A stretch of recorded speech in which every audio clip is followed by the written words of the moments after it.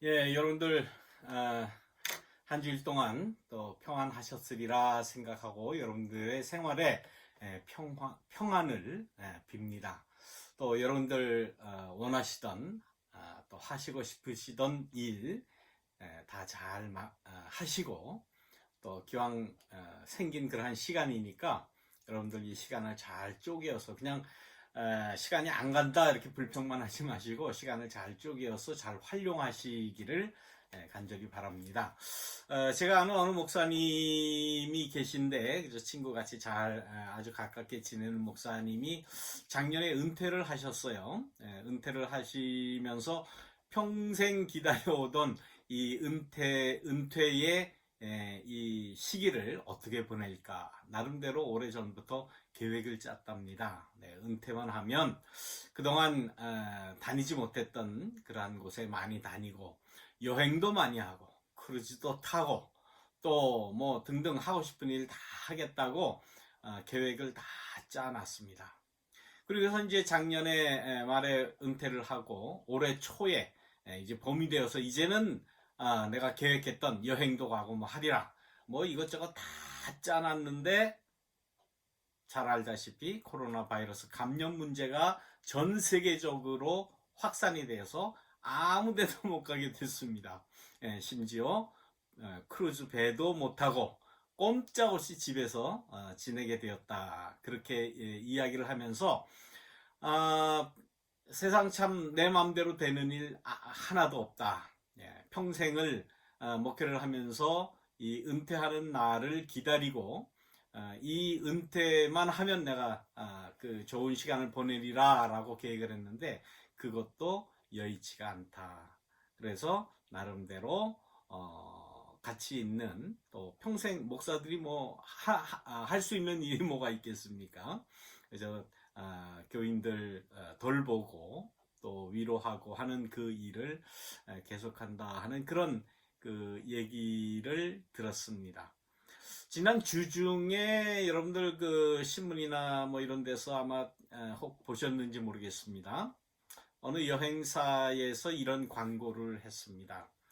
코로나 바이러스 이 감염 사태 문제가 끝나면 가고 싶은 여행지가 어디겠느냐 생각해 놓으라는 거죠. 그러면서 코로나 사태 끝나면 갈 수 있는 여행지를 하나하나 매일매일 다르게 이렇게 소개하는 그런 그 선전을 봤습니다.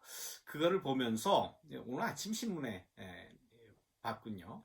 보면서 과연 이런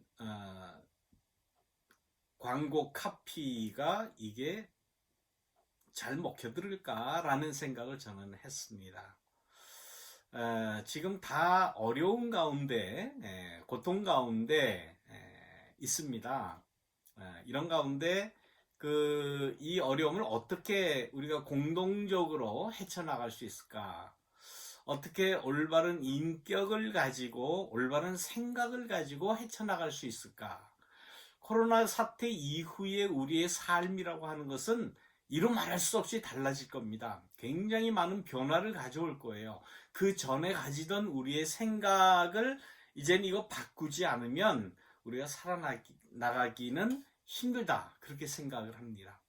이제 많은 정치가들이 또 많은 교육가들이 또 사상가들이 또 뭐 이런 그 바람직한 또 훌륭한 그 종교가들이 아마 나름대로의 방향을 이제 제시를 할 겁니다. 이걸 뭐 누구한테 맡길 수만은 있는 거 아니지 않습니까? 나 스스로도 나도 그러면 이 사태를 어떻게 내가 해석을 하며 어떻게 바라보며 어떻게 앞으로의 삶을 내가 계획할 것인가? 여러분들 여행 계획 세우십니까? 크루즈 타실 계획 세우세요? 한 몇 달 동안 꼼짝없이 움직이지 못했으니까 유럽 여행 이번엔 꼭 가야 되겠다라고 생각하십니까? 글쎄요. 뭐 여행도 가긴 가야 되겠죠. 그러나 지금 여행이 문제가 아닌 시기에 우리는 도달했다라는 이 시대 상황을 우리 신앙인으로서 가져야 되지 않겠나 하는 그런 생각을 하다가 오늘 본문인 하박국서에 있는 말씀을 묵상하게 되었습니다. 오늘 그 말씀은 하박국 1장, 2장, 3장. 이 하박국은 3장으로 이루어진 아주 짤막한 그러한 그 성서입니다. 1장 1절에서 4절과 2장 1절에서 4절, 그리고 또 3장 17절에서 이후에 있는 이 마지막 절까지 말씀을 본문으로 택해서 거의 하박국서 전체를 한번 이렇게 짤막하게 훑어보는 그런 시간을 가졌으면 좋겠습니다. 하박국 선지자라는 이 예언자는 주전 약 7세기, 약 한 700년 정도 되겠죠. BC 700년, 600년쯤에 활동하던 남쪽 지방, 그러니까 이스라엘의 팔레스타인의 남쪽을 중심으로 있는 그 유다 나라의, 남방 유다 나라의 예언자로 활동하던 그러한 사람이었습니다. 그런데 그때의 그 유다 나라가 어떤 상황에 처해 있는가 하면 바벨론의 침입으로 이제 유다 나라가 망하게 생겼어요. 급기야는 그 유다 나라가 바벨론에 항복을 하게 되죠. 그래서 바벨론의 포로로 잡혀가게 됩니다.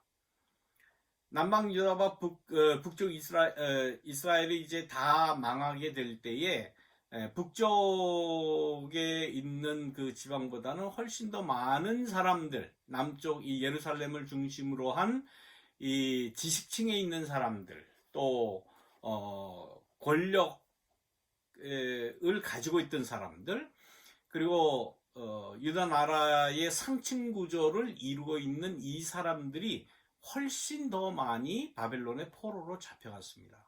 뭐 별 볼 일 없는 사람들, 그저 농사나 짓는 사람들, 이런 사람들 데려간 것이 아니라 바벨론에서는 지식층에 있는 사람들을 포로로 잡아갔던 겁니다.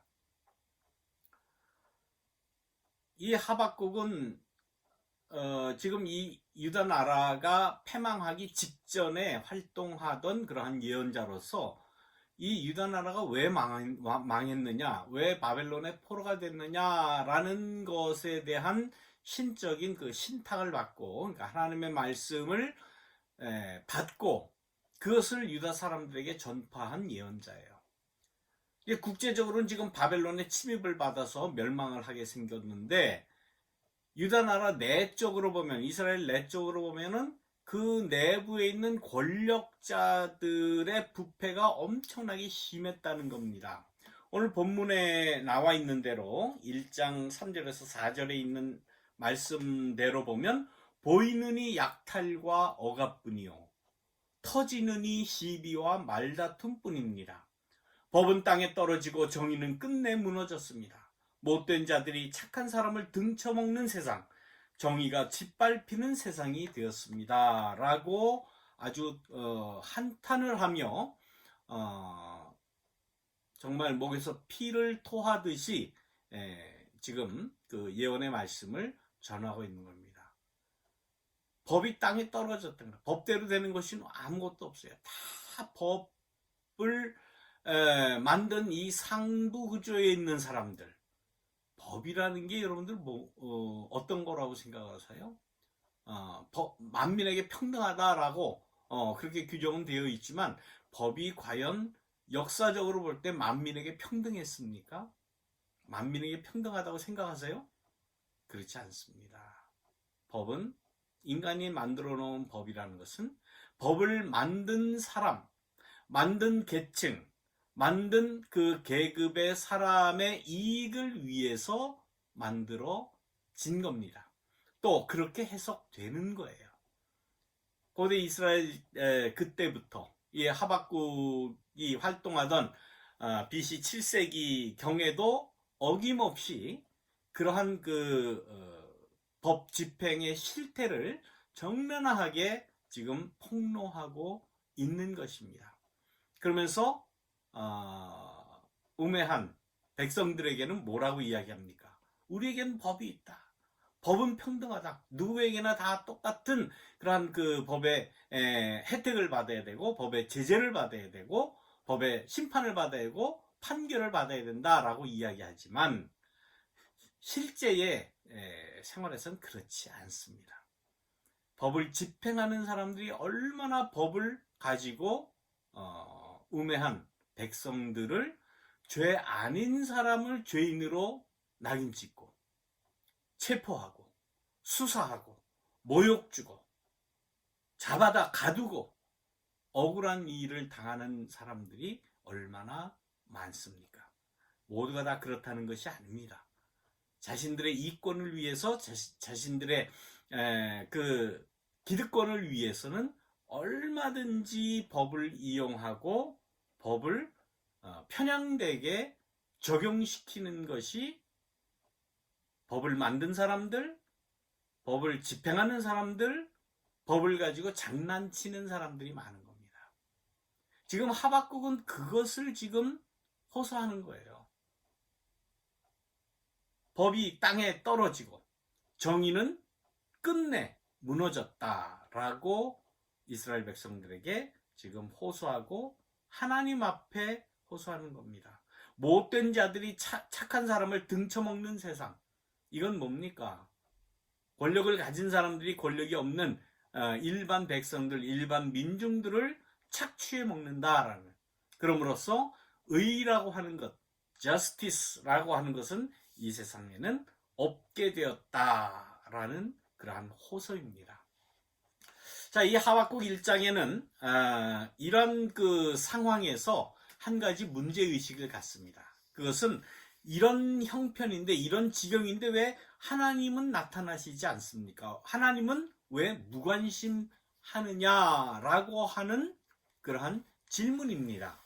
하나님은 정의다라고 우리가 이야기하고, 하나님은 우리 모든 사람의 형편을 잘 돌봐주시는 분이다라고 우리는 믿고 그렇게 살아왔는데, 이렇게 불의가 날뛰고 정의가 땅에 떨어지고 법이 무너지고 나쁜 사람들이, 못된 자들이 착한 사람들을 등쳐먹는 이러한 세상에 왜 하나님은 아무 말씀도 없고 아무 활동도 안 하고 나타나시지를 않느냐라는 그러한 질문입니다. 하나님의 침묵이죠. 물론 하나님의 침묵이라고 하는 이 신학적인 주제를 가지고 역사적으로 많은 사람들이 이 문제를 해결하려고 고민하고 노력을 했습니다. 우리는 그동안 하나님의 침묵이 흐르는 동안 우리는 그럼 뭘 해야 되겠느냐? 아무것도 안 하고 가만히 있으면 하나님은 침묵하는 하나님이다 라고 그렇게 하나님께만 책임을 돌리면 되겠느냐? 하박국은 그건 아니다라고 분명히 이야기를 합니다. 야훼여, 살려달라고 울부짖는 이 소리 언제 들어주시렵니까? 호소하는 이 억울한 일 언제 풀어주시렵니까? 하박국 첫 장 2절에 나오는 그러한 그 호소 아닙니까? 그런데 2장에 가서 보면, 우리 2장 1절에서 4절까지 우리가 봉독할 때 여러분 들으신 줄 압니다. 뭐라고 이야기합니까? 내가 파수하는 곳에 서며 성루에 서리라, 망대에 서리라. 그가 내게 무엇이라 말씀하실는지 내가 기다리고 보리라. 나의 질문에 대해서, 이게 무슨 질문입니까? 아까 말씀드린 대로 왜 하나님 침묵하십니까? 왜 가만히 계십니까? 뭔가 좀 하나님이 나타나셔서 정의를 펼치시고 뭐 명령하시든지 못된 사람 다 처단하시든지 해야 되는데 왜 가만히 계십니까? 하나님은 침묵하는 하나님이십니까? 라는 그 질문. 그 질문에 대해서 어떻게 대답하실는지 내가 보리라 라는 말을 이 장에서 이 하박국은 합니다. 기도하는 자의 자세, 기도를 했다면 그 다음에 어떻게 그 기도에 합당하게 내가 살아야 되느냐, 어떻게 내 삶을 이루어가야 하느냐 하는 그 문제에 있어서 하박국은 그냥 가만히 있지를 않았습니다. 하박국 예언자는 내가 보겠다, 내가 기다리겠다, 가만히 앉아서 그냥 국으로 가만히 앉아서 보는 게 아니라, 입 꾹 다물고 보는 게 아니라, 내가 파수하는 그 망루에 올라가서, 망루라고 하는 것은 뭡니까? 뭐 성이 있으면은 저 멀리서 혹시 적군이 오느냐 안 오느냐, 뭐 그것을 이렇게 멀리 내다보는 그런 곳 아닙니까? 전망대 뭐 이런 데죠. 거기 올라가서 내가 보겠다는 거예요. 하나님이 어떻게 응답하시는지, 어떻게 역사하시는지 내가 보겠다. 이것은 지금 내가 어찌할 바 알지 못하고 고난을 당하고 어려움을 당하는 자이지만은 내가 가만히는 안 있겠다라는 그러한 의지의 표현입니다. 우리가 믿는 자라면, 내가 기도를 했다면 그 정도는 우리가 해야 되지 않습니까? 우리 기도하고 다 잊어버려요. 제가 그 공동기도문, 오늘 우리 공동기도를 드렸는데, 공동기도문 금요일날 작성을 해서 여러분들에게 미리 나눠드렸습니다. 그 이유가 뭐겠습니까? 우리는 주일마다 기도자가 나와서 기도하면 그냥 같이 눈 감고 뭐라고 기도하나 이렇게 잘 듣고, 그래서 그런지 잘 잊어버리죠, 솔직히. 물론 뭐 설교도 다 잊어버려, 금방 잊어버리고, 예배 끝나고 밥 먹으러 가면 또 싹 잊어버리죠. 근데 그거는 그 말씀을 받는 자 혹은 기도하는 자의 자세는 아닙니다. 내가 한 번 기도했다면, 또 저 같은 경우 내가 한 번 설교했다면, 이게 이루어지는지 아니면 이루어지는지 끝까지 내가 그 봐야 되겠다. 어떻게 역사가 되는지, 하나님의 역사를 내가 봐야 되겠다라고 그 끝까지 내 생이 다는 날까지 기다려야 되는 것 아닙니까?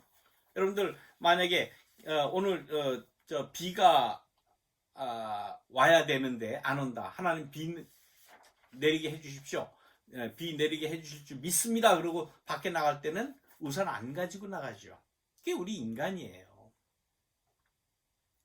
그래서 그런지 저는 오늘 이 설교 말씀을 선택하고 했는데, 이 설교는 제가 무려 1988년 제가 아마 이때 전도사 때죠.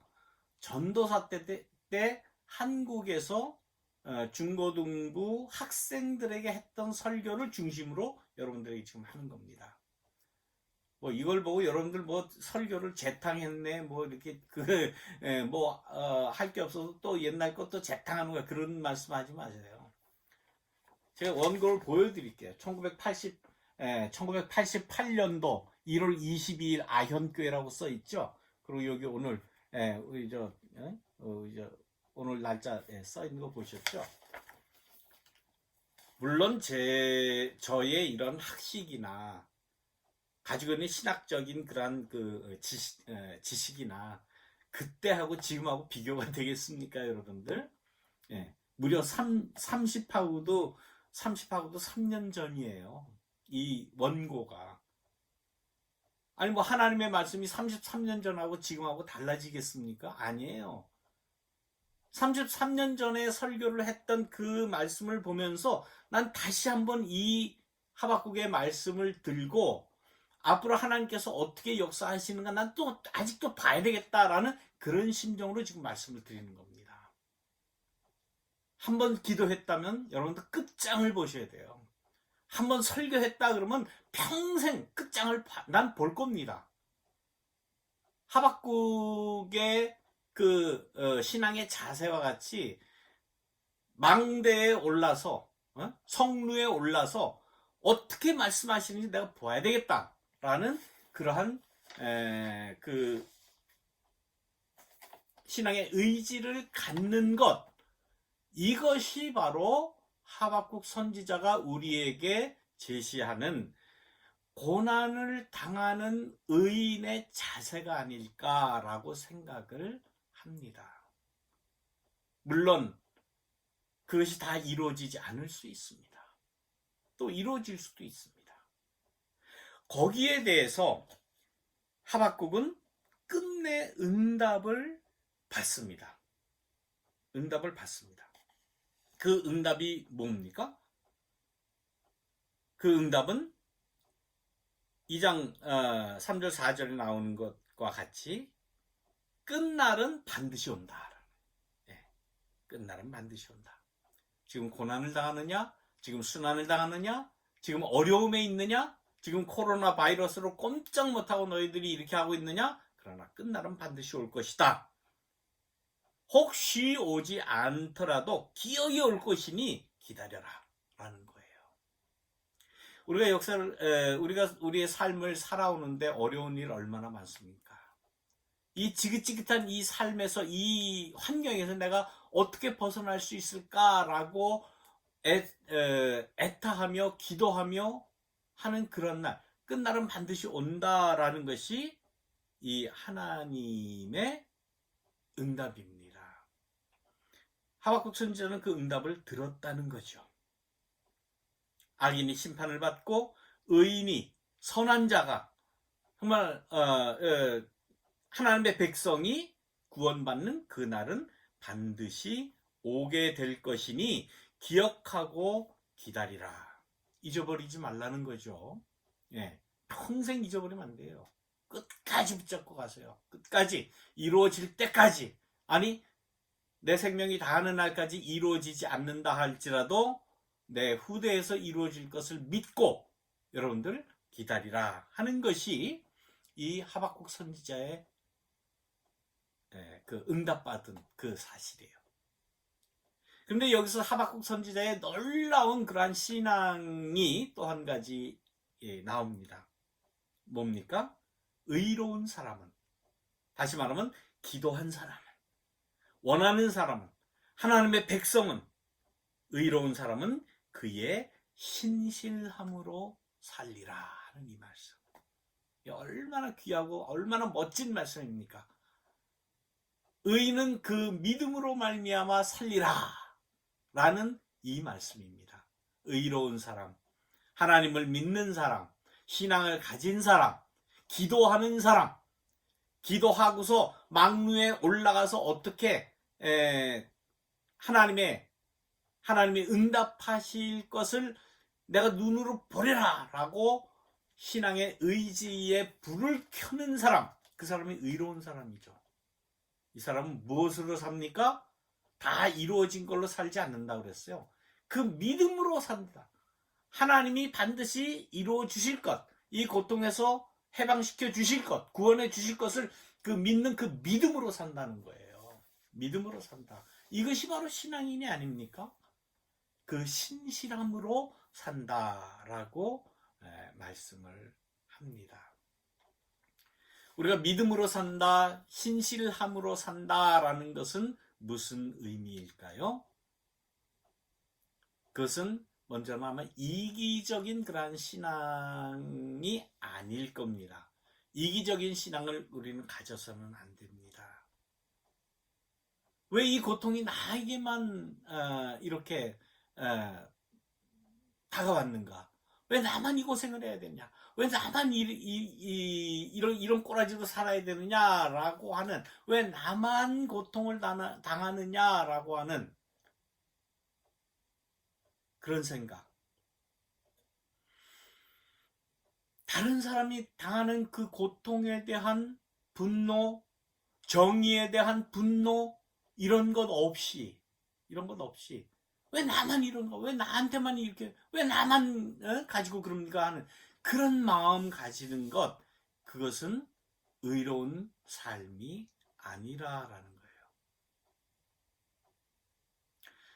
또 의는 믿음으로 산다, 신실함으로 산다라는 그 의미는 또 하나는 뭡니까?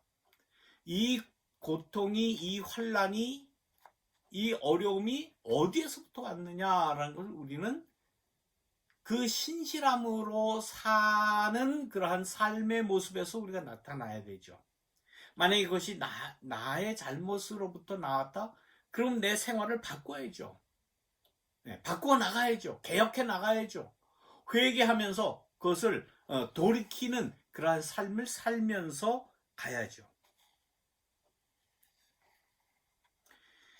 내가 지금 고난을 당하니까, 내가 지금 어려움을 당하니까 나는 부정직해도 된다. 난 막 살아도 된다. 왜? 나는 고난을 당하고 난 당할 만큼 당했으니까 난 내 마음대로 살겠다. 그것은 신실함으로 믿음으로 사는 것이 아니죠.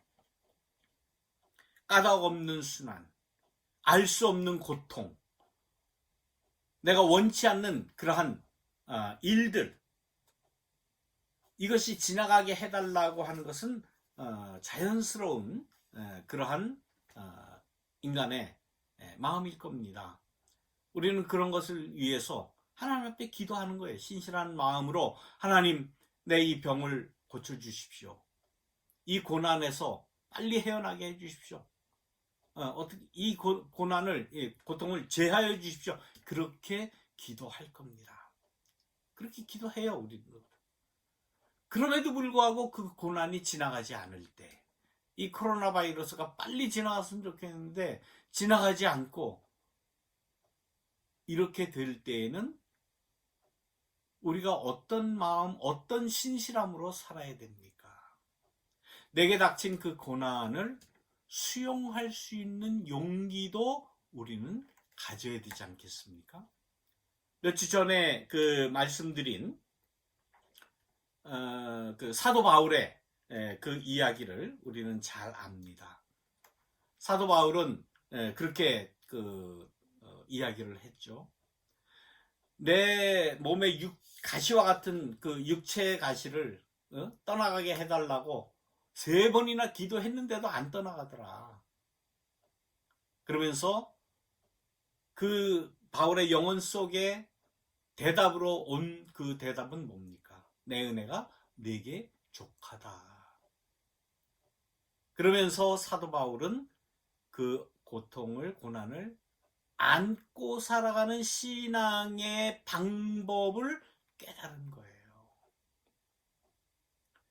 이걸 직접 고난을 당하지 않는, 직접 그 뭐 병을 앓지 않는 사람이 이야기한다면은 이게 좀 참 죄송스러운 그런 말씀이지만 성경이 그렇게 이야기합니다.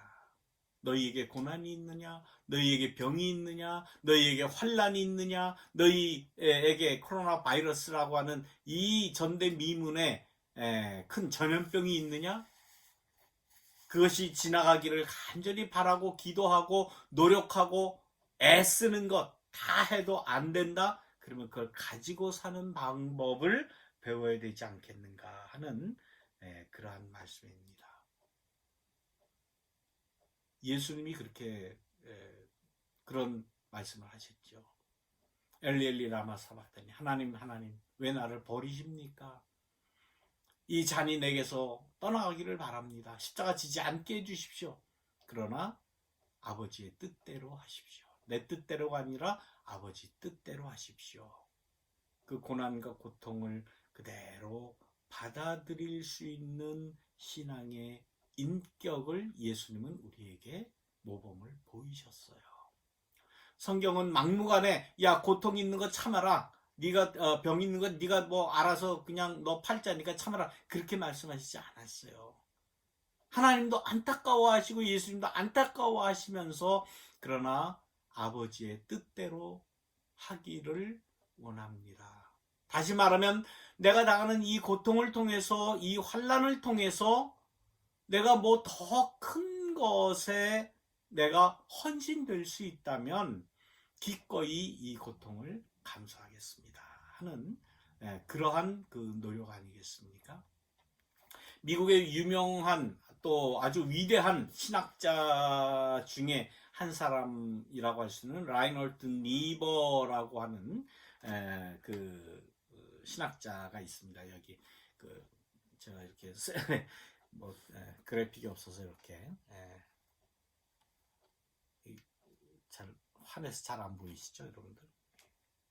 라이널트 니버라고 하는 유명한 이런 그 신학자가 있는데, 이 사람이 60세쯤 되어서 아마 그 전신에 마비가 왔다고 그래요. 아마 그 뭐 풍이나 뭐 이런 뇌졸중이나 이런 것이 아닌지 잘 모르겠습니다만은 60세에 그랬다고 그래요. 제가 지금 62인데 저보다 2년 전에 이런 그 고통이 왔다라고 하면 뭐 이루 말할 수 없는 그런 그 고통이죠. 그러면서 이 라인홀트 리버는 그 좌절과 우울에 빠진 채 살게 되었다가 나중에 이 병과의 그러한 그 사투 끝에 이런 기도를 드리게 됩니다. 오 하나님, 우리가 변경할 수 없는 것이라면, 그러니까 내게 온 그 환난과 고통이 변경할 수 없는 것이라면 이것을 침착하게 받아들일 수 있는 우아함을 주십시오. 문장 참 멋있어요. 또 우리가 변경할 수 있는 것이라면은 변경할 수 있는 용기를 주십시오. 그리고 우리가 이 두 가지를 다 구별할 수 있는 지혜를 주십시오. 내가 이거 바꿀 수 있을 것인가? 바꿀 수 없을 것인가? 바꿀 수 없다면? 바꿀 수 있다면? 용기를 가지고 과감하게 바꾸어 나가는 그런 용기를 주시고, 바꿀 수 없다면 그것을 내게 그대로 accept할 수 있는 그러한 인생의 그러한 삶의 우아함을, 그걸 우아함이라고 표현했어요. 얼마나 멋있는지 몰라요. 글쎄 뭐 당신은 뭐 그런 일을 안 당했으니까 우아하다고 표현을 할지 모르겠지만 실제로 그 고통을 당하는 사람은 얼마나 크겠습니까? 그런 고통을 당하지 않았다면 고통을 당한 사람과 함께 하는 것, 그래서 그 사람의 고통을 같이 나누고 소통하는 것이 우리의 신앙의 일이 아니겠습니까? 그것이 내가 망두에 올라가서 의인은 신실함으로 살리라 라고 고백하는 그러한 모습이 아닐까 생각을 합니다. 또 한 분의 독일의 그 유명한 그 여성 신학자가 있습니다. 도로데 젤레라고 하는 그 유명한 그 여성 신학자가 있습니다. 도로데 젤레라고 하는 이분이 있는데, 이분이 쓴 그 순환이라고 하는, 고난이라고 하는 그 유명한 책이 있습니다. 이 사람은 홀로코스트 피해자예요. 예, 나치에 잡혀가서 뭐 죽음을, 사선을 넘는 그러한 그 어려움을 당한 사람이에요. 그 고난이라고 하는 그 책에서 뭐라고 이야기하는가 하면, 고난에 있어서 가장 중요한 질문은 그 고난이 누구를 위한 봉사인가를 생각하는 것이다 라고 이야기합니다.